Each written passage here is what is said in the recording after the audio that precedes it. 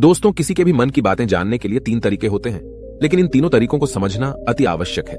यदि आप इन तीनों तरीकों को समझ लेते हैं तो आप किसी के भी मन की बातें बड़ी ही आसानी से जान सकते हैं, समझ सकते हैं। तो चलिए इसे एक बुद्ध कहानी के माध्यम से समझते हैं कि किस तरह से आप दूसरों की मन की बातें जान सकते हैं, समझ सकते हैं। बहुत समय पहले की बात है। एक छोटा सा गांव था। उस गांव में 2 भाई रहा करते थे। बड़ा भाई अंधा था, जिस कारण वो हमेशा घर पर ही बैठा रहता था, और छोटा भाई खेती किया करता था। लेकिन खेतों में अधिक जानवर आने से पूरी फसलें नष्ट हो जाती थी, जिस कारण छोटा भाई बहुत परेशान हो चुका था। तभी उसे एक तरकीब सूझी। एक दिन उसने सोचा, खेतों में से इन जानवर को भगाने के लिए क्यों ना मैं अपने बड़े भाई की मदद लूं। वैसे भी बड़े भैया अंधे हैं। अगर वह खेत में बैठे रहेंगे और जानवरों की आहट आने पर वो उन्हें जोर से चिल्लाकर भगा सकते हैं, जिससे हमारी फसलें बच सकती हैं। इसलिए उन्हें मैं खेत में बिठा देता हूं। ये सब सोच विचार करने के बाद उसने अपने खेत में ही एक छोटी सी झोपड़ी तैयार की और अपने अंधे भाई को उस खेत में बिठा दिया और उनसे कहा, भैया, यदि कोई जानवर की आहट आपको सुनाई दे तो आप जोर जोर से चिल्लाना। ये सुनकर वो जानवर यहां से भाग जाएंगे और हमारी फसलें नष्ट होने से बच जाएगी। बड़ा भाई अपने छोटे भाई की बात मान लेता है और वो उस दिन से खेत में ही रहना शुरू कर देता है। जब भी किसी जानवर की आहट उसे सुनाई देती तो वो तुरंत जोर जोर से चिल्लाना शुरू कर देता, जिससे वो जानवर उसके खेतों से भाग जाते। ऐसा करते करते कई दिन बीत चुके थे। तभी एक दिन उसके खेत में एक हिरण भागता हुआ आता है और वह खेत के बांध को तोड़कर वहां से भाग गया। लेकिन उसी हिरण का पीछा करते हुए एक राजा भी उस खेत में आ पहुंचा। तभी राजा की नजर उस अंधे भाई पर पड़ती है। राजा उस व्यक्ति से कहता है, देखो, मैं यहां पर एक जानवर का पीछा करते हुए आया हूं। क्या तुमने उस जानवर को यहां पर देखा है? इस पर वो व्यक्ति कहता है, हे राजन, मैं तो अंधा हूं, मैं भला किसी जानवर को कैसे देख सकता हूं। लेकिन मैं आपको इतना जरूर बता सकता हूं कि जो जानवर मेरे खेतों से होकर भागा है वो आपके लायक नहीं है। आप उसके पीछे अपना समय यूं ही व्यस्त कर रहे हैं। राजा उस अंधे व्यक्ति की बात सुनकर बड़ा अचरज में पड़ गया। वो ये सोचने लगा कि आखिर ये तो अंधा है, फिर इसे कैसे पता कि जिस हिरण को मैं तलाश रहा हूं वह हिरण मेरे लायक है ही नहीं। ये अंधा व्यक्ति मुझे कैसे बता सकता है? तभी राजा उस अंधे व्यक्ति से कहता है, कहीं तुम मुझसे झूठ तो नहीं कह रहे? एक तरफ तुम ये कहते हो कि तुम अंधे हो और दूसरी तरफ तुम ये भी कह रहे हो कि जो जानवर यहां से भागा है वो मेरे लायक नहीं है। इस पर वो अंधा व्यक्ति कहता है, हे राजन, जिसे आप एक हिरण समझ रहे हैं, असल में वो एक हिरण नहीं है, बल्कि एक हिरणी है, और वो भी गर्भवती है। और जहां तक मुझे ज्ञान है, मैंने कभी किसी राजा को किसी गर्भवती हिरणी का शिकार करते हुए नहीं सुना है। और इसी कारण मैं आपसे ये कह रहा हूं कि वो हिरणी आपके लायक नहीं है। आप उसके पीछे अपना समय व्यर्थ ना करें। यह सुनकर राजा और भी अचरज में पड़ गया। वो ये सोचने लगा कि आखिर ये अंधा आदमी ये कैसे जान सकता है कि वो हिरणी है और गर्भवती है। राजा कुछ देर सोच विचार करने के बाद अपने सेनापति से कहता है, सेनापति जी, मुझे वो जानवर जिंदा चाहिए, क्योंकि मुझे यह पता करना है क्या वह हिरणी है और क्या वह गर्भवती है। क्योंकि यह अंधा आदमी बहुत विश्वास के साथ कह रहा है और मुझे इस बात की पुष्टि करनी है। यदि वह हिरणी हुई और गर्भवती हुई तो वह हमारे शिकार के लायक नहीं है, क्योंकि हम तो एक हिरण का पीछा कर रहे थे। इसलिए जाओ और पता करो कि क्या वो हिरणी है। सेनापति राजा से आज्ञा लेकर आगे की ओर बढ़ चलता है और कुछ देर बाद जब वह वापस लौट कर आता है तो वह राजा को कहता है, हे राजन, इस अंधे आदमी ने जो भी बातें कही हैं वो बिल्कुल सही हैं। वो एक हिरणी ही है और वह गर्भवती भी है। यह सुनकर राजा आश्चर्यचकित रह गया। उसे समझ नहीं आ रहा था कि आखिर अंधा आदमी कैसे पता कर सकता है कि वह जानवर एक हिरणी है, और तो और वह गर्भवती है। भला एक अंधा आदमी यह कैसे देख सकता है? यह कैसे जान सकता है? आखिर इसे यह कैसे पता चला? ऐसे कई सारे प्रश्न अब राजा के मन में उमड़ने लगे। अब राजा ने यह ठान लिया था कि मुझे इस बात की तह तक पहुंचना ही है कि आखिर यह अंधा आदमी कैसे जानता है कि वह जानवर एक हिरणी है। यह सोचकर राजा उस अंधे आदमी के पास जाता है और उस अंधे आदमी से कहता है, देखो, मैं ये तो नहीं जानता कि तुम सचमुच अंधे हो या नहीं, लेकिन मैं तुमसे एक बात जानने आया हूं। क्या तुम मेरे प्रश्न का सही सही जवाब दोगे? इस पर अंधा व्यक्ति कहता है, हे राजन, आप जो कुछ पूछना चाहते हैं मुझसे पूछ सकते हैं, मैं आपको बिल्कुल सच सच जवाब दूंगा। इस पर राजा कहता है, देखो, एक तो तुम कहते हो कि तुम अंधे हो और दूसरी तरफ तुमने यह बता दिया कि जिस जानवर का पीछा मैं कर रहा हूं वह एक हिरणी है, और तो और वह गर्भवती भी है। आखिर तुम्हें यह कैसे पता चला? तुम्हारे खेत में और भी तो जानवर आते होंगे, और भी तो जानवर यहां से गुजरते होंगे, फिर तुमने यह कैसे अंदाजा लगाया? तभी वह अंधा व्यक्ति राजा से कहता है, हे राजन, आप जिस हिरणी का पीछा कर रहे थे वही हिरणी जब मेरे खेत में आई, उसकी रफ्तार और उसके भागने की आहट से मुझे यह एहसास हो चुका था कि यह एक हिरणी है। और मेरे खेत की जो बांध है वह बहुत छोटी है, उसकी ऊंचाई ज्यादा नहीं है। यदि कोई हिरण होता तो उस बांध को बड़ी आसानी से लांघ जाता, लेकिन वह हिरणी इस बांध को तोड़कर भागी है, और यदि वह इस बांध को छलांग लगाकर पार करने का प्रयास करती तो इससे उसके बच्चे को खतरा होता। और इसी बात से मैंने यह पता लगा लिया कि वह गर्भवती है। इस कारण वह ज्यादा ऊंची छलांग न लगाकर मेरे खेत की बांध को तोड़ते हुए भाग गई। इस पर राजा के मन में एक और प्रश्न उठा। राजा ने कहा, किंतु तुम्हें कैसे पता चला कि वो एक हिरणी ही है और भी तो कोई जानवर यहां पर आ सकते हैं। इस पर वो अंधा व्यक्ति कहता है, हे राजन, मैं पूरा दिन सुबह शाम यहीं पर बैठा रहता हूं और मेरी सुनने की शक्ति बहुत तेज है। मैं ये बाफ जाता हूं कि कौन सा जानवर मेरे खेत में आया है और उसी के आधार पर मैं जोर जोर से चिल्लाता हूं ताकि वो मेरे खेत से भाग जाए और मेरे खेत की फसलों को नष्ट न कर पाए। राजा उस अंधे आदमी का यह जवाब सुनकर पूरी तरह से संतुष्ट हो चुका था। वो मन ही मन ये सोच रहा था कि आदमी भले ही अंधा हो, लेकिन ये तो बड़ा ज्ञानी मालूम पड़ता है। इस आदमी से कुछ ना कुछ तो काम निकलवाना ही चाहिए।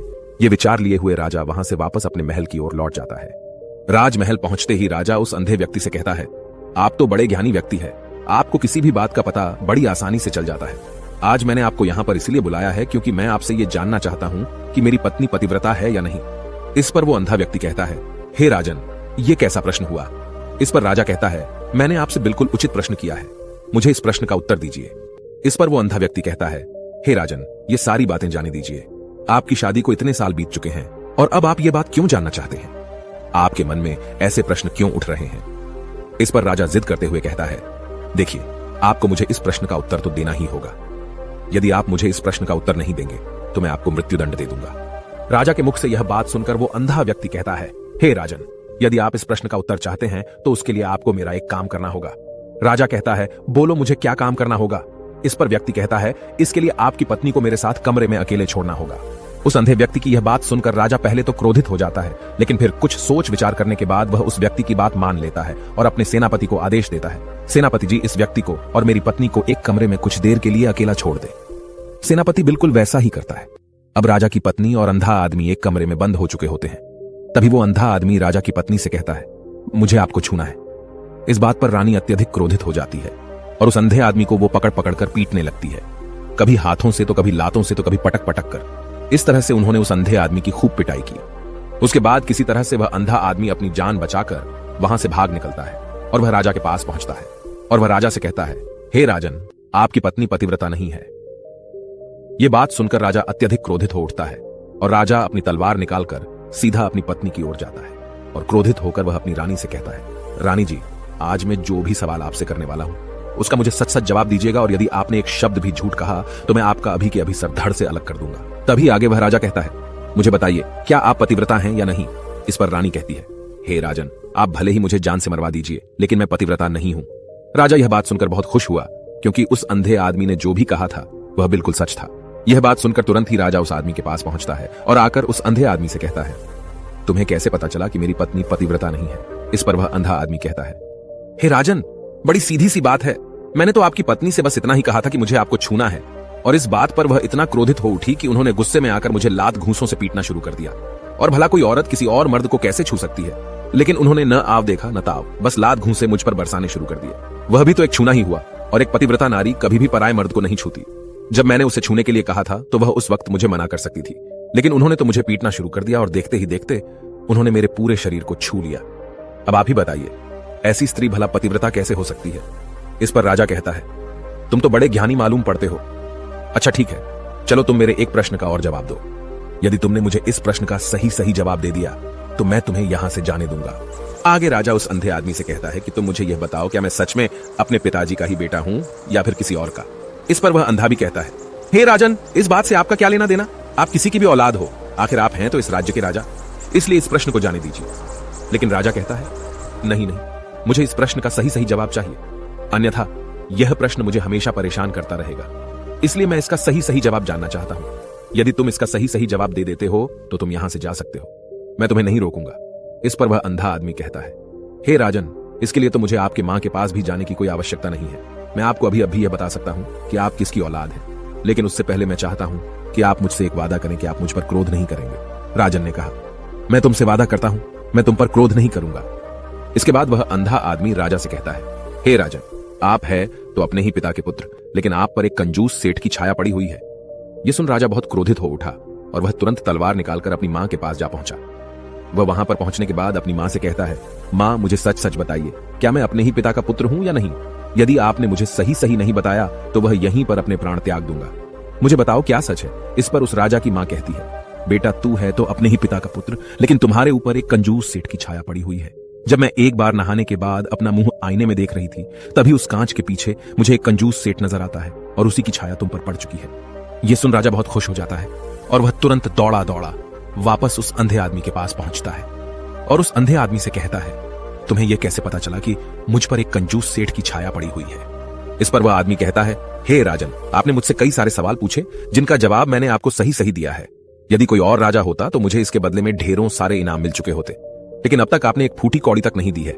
इस बात से ही मैंने अंदाजा लगा लिया था कि आप बहुत कंजूस हो।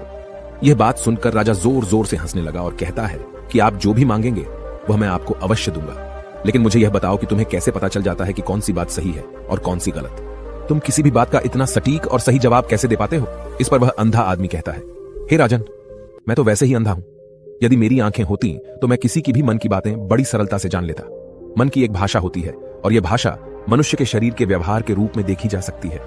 उसकी आंखों से, उसके होठों से, उसके काम करने के तरीके से, उसकी क्रियाओं से पता किया जा सकता है कि उसके मन में क्या चल रहा है। उसके आधार पर हम किसी के भी मन की बातें जान सकते हैं। लेकिन मैं तो अंधा हूं, मैं देख नहीं सकता, इसलिए मैं क्रियाओं से देखता हूं। यदि मुझे कोई बात जाननी हो तो अगले आदमी को कुछ काम देना पड़ता है, जिस पर वह व्यक्ति किस प्रकार काम करता है, किस तरीके से इस काम को करता है, उसके आधार पर ही मैं यह पता कर पाता हूं कि उसके मन में क्या चल रहा है। तभी वह राजा कहता है, तो क्या इसका अर्थ यह हुआ कि मैं भी किसी के मन की बातें जान सकता हूं? इस पर वह अंधा आदमी कहता है, हे राजन, अवश्य आप भी किसी भी व्यक्ति के मन की बात जान सकते हैं, किंतु उससे पहले आपको अपने ऊपर काम करना होगा, और वह काम है अपने मन को शांत करना, अपने मन को वर्तमान में लाना होगा, जिसके लिए मैं आज आपको 3 तरीके बताने वाला हूं। और ये तीनों ही तरीके बड़े ही आसान और सरल हैं। किंतु हे राजन, उससे पहले आपको एक काम करना होगा, अपने मन को एकाग्र करना होगा। जब हम अपने मन को एकाग्र करते हैं, अपने मन को वर्तमान में लाते हैं, तो हम दूसरे के मन की बात जान सकते हैं, क्योंकि वह आदमी अभी भी अपने मन में वर्तमान में ही सोच रहा है, और हमें भी मन को वर्तमान में ही लाना होगा। तभी हम उसके मन की बातें जान सकते हैं। यदि हम अतीत में हुई घटनाओं के बारे में सोच रहे हैं, तो वह जो अगला आदमी वर्तमान में सोच रहा है, वर्तमान में अपने मन में बात कर रहा है, वह हम कैसे जान पाएंगे? क्योंकि हम तो अतीत की घटनाओं में डूबे हुए हैं। इसलिए किसी के भी मन की बात जानने के लिए सबसे पहले हमें हमारे मन को एकाग्र करना होगा, उसे वर्तमान में लाना होगा। आगे वह व्यक्ति राजा से कहता है, हे राजन, जो 3 तरीके मैं आपको बताने वाला हूं, इन 3 तरीकों से बड़ी आसानी से किसी के भी मन की बातें जान सकते हैं। उसके बाद वह अंधा आदमी राजा से कहता है, हे राजन, जो सबसे पहला तरीका है वह है आंखों पर ध्यान देना। किसी व्यक्ति से बात करते वक्त उसकी आंखों में देखना, उसकी आंखों पर ध्यान देना जो सबसे ज्यादा जरूरी है, क्योंकि आंखें बोलती नहीं पर बहुत कुछ कह जाती हैं। यदि हम किसी व्यक्ति की आंखों के इशारों को समझना सीख जाएं, हम यह जान पाएंगे कि व्यक्ति के दिमाग में क्या चल रहा है, वो क्या सोच रहा है और अभी वह क्या करने वाला है। मेरे पास आंखें नहीं हैं, लेकिन मैंने अपने गुरु से यह विद्या सीखी है, क्योंकि बहुत सालों पहले मेरे पास आंखें थीं और मैं उस वक्त लोगों के मन की बातें केवल उनकी आंखों से ही जान लेता था। इसलिए यदि आप भी दूसरों की मन की बातें जानना चाहते हैं, तो आपको भी उनकी आंखों पर गौर करना चाहिए, जैसे कि उनका आकार कैसा है, वह कब, कहां और किधर देख रहे हैं। यदि उसकी आंखें यहां वहां घूम रही हैं, जब आप उससे बातें कर रहे हैं, तो वहां वह इधर उधर मोड़ रहा है, कभी ऊपर तो कभी नीचे या कभी आसपास, या फिर उसकी आंखें खुश नजर आ रही हैं या फिर आंखें निराश नजर आ रही हैं, जैसे कि चोर होता है। उसकी आंखों में जब हम देखते हैं तो हमें यह पता चलता है कि अगले आदमी ने कोई गलती की है। ठीक उसी प्रकार जब हम किसी चालाक व्यक्ति की आंखों में देखते हैं तो आपको पता चलेगा कि उसकी आंखों में एक भाषा होती है। एक बहुत ही सीधा और आसान तरीका होता है। यदि आपको यह पता लगाना है कि सामने वाला व्यक्ति आपसे झूठ कह रहा है या फिर सही, तो आपको उसकी आंखों पर ध्यान देना अति आवश्यक है। यदि आपसे बात करते वक्त वह व्यक्ति अपनी आंखें यहां वहां घुमा रहा है, ऊपर नीचे, इधर उधर, दाएं बाएं, हर जगह देख रहा है, तो इसका अर्थ यह हुआ कि वह उस बात से निकलने का कोई रास्ता ढूंढ रहा है, वह कोई झूठ बना रहा है। यदि सामने वाला व्यक्ति आपसे कुछ झूठ कहने का प्रयास कर रहा है, तो वह आपसे नजर नहीं मिलाएगा। वह यहां वहां देखेगा, ऊपर नीचे देखेगा, लेकिन वह आपकी आंखों में आंखें डालकर कभी नहीं देख पाएगा, क्योंकि उसे डर है कि यदि उसने आपकी आंखों में आंखें डालकर देखी तो उसका झूठ पकड़ा जाएगा और लोगों को सच्चाई का पता चल जाएगा। और इसी प्रकार कुछ और भी भाषाएं होती हैं। जब आप किसी की आंखों में आंखें डालकर यह देखना शुरू कर देंगे कि उसके हाव भाव क्या है, ठीक उसी प्रकार चेहरे के हाव भाव होते हैं, जिससे हम मन की बातें बड़ी आसानी से समझ सकते हैं, और इन्हें भी समझना बहुत जरूरी है। कभी कभी कोई व्यक्ति अपने चेहरे से जैसे आंख, होंठ और बहुत से कुछ अलग अलग व्यवहार करता है। यदि आप किसी व्यक्ति के चेहरे में गौर करेंगे तो आप आसानी से समझ पाएंगे कि वह व्यक्ति निराश है, जब व्यक्ति बहुत उदास है, या फिर वह बहुत खुश है, या फिर उसे कोई बहुत बड़ा दुख है। वह अपने अंदर क्या महसूस कर रहा है, ये सारी बातें हम उसके चेहरे के हाव भाव से पता कर सकते हैं। फिर चाहे इंसान जुबान से कुछ बोले या ना बोले, लेकिन आप उसके चेहरे से सब कुछ पता कर सकते हैं। आगे व्यक्ति राजा से तीसरा तरीका बताते हुए कहता है, हे राजन, इसी प्रकार तीसरी भाषा भी है, अर्थात तीसरा तरीका भी है, और वह है हाथों के इशारे और शरीर का व्यवहार। मन की बात समझने के लिए हमें हाथ के इशारे और शरीर के व्यवहार को समझना बहुत आवश्यक है। कोई व्यक्ति जब बात करता है तो आपने देखा होगा कि वो अपने हाथों को हिलाता रहता है, अपने हाथों से इशारा करता रहता है। बातों के साथ साथ अपना शरीर का जो व्यवहार है अर्थात बॉडी लैंग्वेज, उसका भी पूरा उपयोग करता है, जिससे हमें यह पता चल पाता है कि वह व्यक्ति हमारी बातों पर कितना ध्यान दे रहा है और उसके मन में क्या चल रहा है। शरीर के व्यवहार को देखने के लिए उसके हाथ मटकाने, शरीर मटकाने और चेहरे पर बार बार हाथ लाने, हाथों का एक दूसरे से मसलना, ऐसी बहुत सी क्रियाएं होती हैं, उस पर हमें ध्यान देना अति आवश्यक है। मन की बात को समझने के लिए हमें शरीर के व्यवहार को भी समझना पड़ता है। यदि हम इन 3 तरीकों को सही तरीके से ध्यान देकर इन 3 तरीकों को अच्छे से समझ लेते हैं तो हम बहुत जल्दी किसी भी व्यक्ति के मन की बातें बड़ी सरलता और सहजता से जान सकते हैं। इसलिए यदि आपको किसी के मन की बातें जानी है तो आपको उसकी आंखों पर, उसके चेहरे पर, उसके शरीर के हाव भाव को और उसके हाथों को ध्यानपूर्वक देखना और समझना होगा, जिससे आप यह समझ पाएंगे कि आखिरकार उसके मन में क्या चल रहा है और वह क्या सोच रहा है। लेकिन उनसे पहले आपको अपने मन को एकाग्र करना होगा, शांत करना होगा और अपने मन को वर्तमान में लाना होगा।